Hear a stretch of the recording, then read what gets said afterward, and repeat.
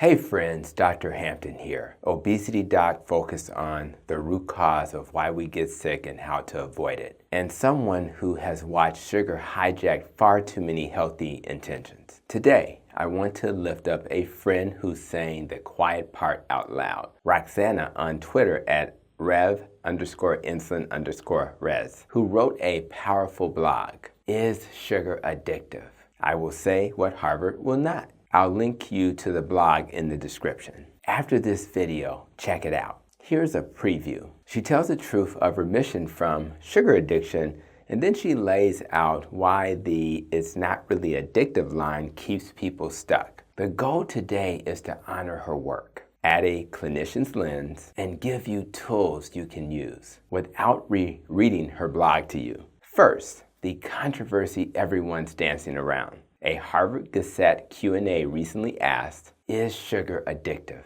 The answer? Not officially, but it has addictive qualities and can cause withdrawal-like symptoms. Translation? Harvard is basically saying that we see the smoke, but we're not ready to yell fire. I totally appreciate the conversation, but that hedge language doesn't match what I see in clinic. If your brain keeps dragging you to the party at 10 p.m. after you promised yourself just one, we don't need hedging. We need clarity. So what do I agree with from Roxanna? A lot. The behavioral pattern is textbook. Cravings, loss of control, continued use despite harm, tolerance, and withdrawal-ish symptoms including things like headache, irritability, low mood, and fatigue when you stop. That isn't moral failure. That's a loop. We even have research tools built for this, like the Yale Food Addiction Scale and its DSM-5 based versions. They reliably pick up addiction-like symptoms tied to ultra-processed and sugar-rich foods in a meaningful chunk of adults and kids. So when people say there's no diagnosis code for sugar addiction, my response is there's a measurement for the pattern, and it's showing up every day for many people. Now let's talk about what's happening under the hood. Think reward circuitry. Repeated sugar hits sensitive dopamine signaling in the nucleus accumbens, the same circuit drugs leverage. Animal models show binge sugar intake repeatedly spike dopamine. Over time, you need more for the same buzz. That's tolerance. Does that mean sugar equals heroin? No. Different magnitude, different risk. But the direction of change is toward compulsion. That's enough for me to take it seriously. Now pair that brain wiring with metabolism. Refined sugar spikes glucose, leading to insulin surges, leading to energy crash, leading to brain seeks a fast fix, leading to repeat. Do that long enough and you drift toward insulin resistance, where cravings get louder and satiety signals go missing. This is why I preach root cause. If your system's being whipped back and forth by glucose and insulin, the pantry keeps winning. Here's the part we have to say out loud. Modern products aren't just sugar.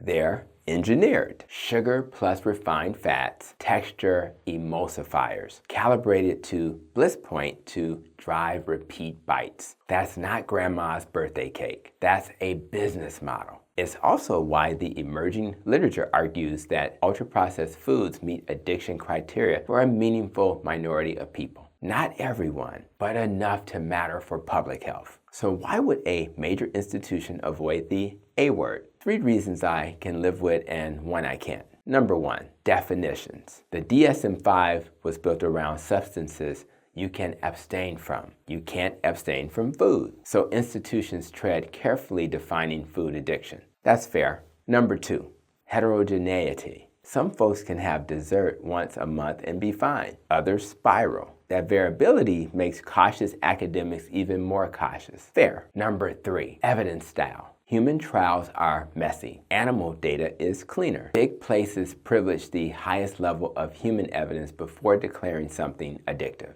Fair. Number 4, but incentives. Language has policy consequences. If we call sugar or ultra-processed foods addictive, you invite warning labels, marketing limits, especially to kids, and maybe liability. That's uncomfortable for industry. Historically, the sugar industry has influenced narratives, even at Harvard. Decades ago, funding work that minimized sugar's harms and steered blame toward fat. That's not conspiracy theory. That's documented. Quick, careful note on conflicts. I found no evidence the recent Gazette Q&A itself was industry funded, or that the featured expert had direct sugar industry funding. In fact, disclosed support I found was from places like the California Walnut Commission or similar. So I'm not saying Harvard is bought. I am saying that the historical pattern of sugar industry influence is real, and it should make us skeptical of soft language today. Meanwhile, the on-the-ground reality is ugly. The average American knocks back 17 teaspoons of added sugar a day, about double or triple what's recommended. And sugary drinks, strongly linked with higher mortality, not just more cavities. So when people hear maybe kinda addictive like, they relax. When they hear the actual outcomes, they rethink. Let's do a quick Am I Stuck in a Loop check, inspired by Roxanna's approach. You promised one cookie, but you ate the row. You planned to quit Monday, but you found yourself negotiating Tuesday, or I'll do it next Wednesday. You route errands past the bakery, dash emergency candy, feel foggy after a hit. You know your CGM spikes or your A1C is creeping, and you do it anyway. Once sweet used to do it, now you need the combo, sweet plus fat plus crunch. You get irritable, headachy, or moody when you cut it. If 2 or more of these show up repeatedly over a year, that's a pattern, not a character flaw. The good news, patterns are treatable. Okay, doc. How do I get off this ride? 3 steps I use in clinic. Step 1, stabilize the system. Build anchors that blunt the swing. Adequate protein, healthy fats, butter, olive oil, coconut oil, avocado oil, or animal fats like lard and tallow. Electrolytes, sleep, and stress guardrails. Stable insulin equals quieter cravings. I'm sure you've heard me preach this. Step 2, change the environment. Get the stuff engineered to sabotage your metabolism out of the house. Replace them with nutrient-dense whole foods that satisfy. This isn't punishment, it's protection. Step 3, commit to a clean window. Do 14 to 30 days off added sugar and hyper-palatable junk. Expect friction in week 1, relief in week 2, confidence by week 3. If every attempt at moderation turns into negotiations with your pantry lawyer, consider abstinence for a season. And for my low-carb, keto, and carnivore family, your plan is a power tool here. Ketosis calms appetite, steadies glucose, and often breaks the drive for sweetness. But don't let keto desserts become the new dealer. Same circuit, different costume. Back to Roxanna.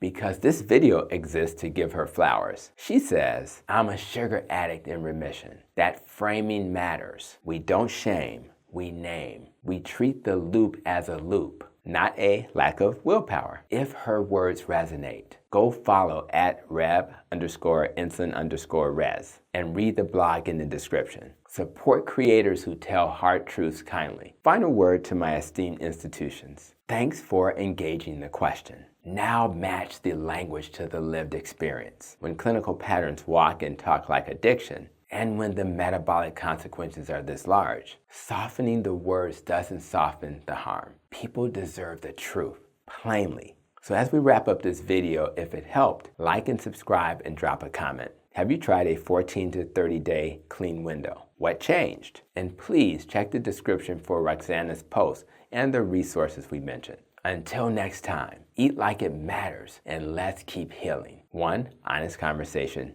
at a time.